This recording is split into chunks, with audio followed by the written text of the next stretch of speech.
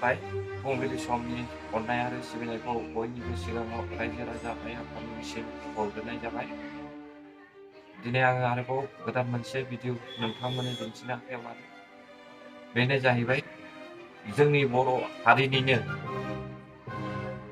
सानै सेंग्राफ्रा सानै व्यक्तिया बिथांमोना दिनैहाय ओरैबायदि जोंनि बर' हारिखौहाय लाजि फोनांदों। गुबुन हारिफोरजोंहाय लोगो लानानै बिथांमोननि खोथा खोनासंनानै बिथांमोनजों लोगो जानानै माखासे बाइकफोर खावदों।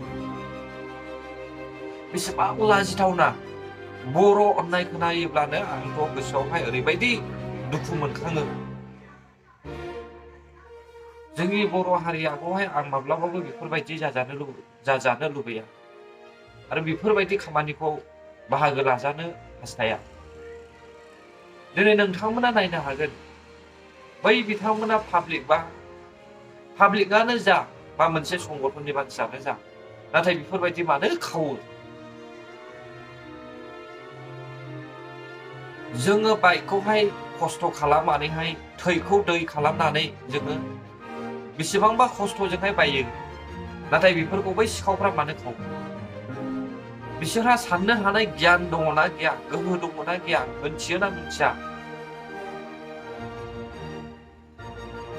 दिनै जोङो खोनानो मोनदों बिथां लुकास नार्जारि बिथाङा थांनाय 12 NDFB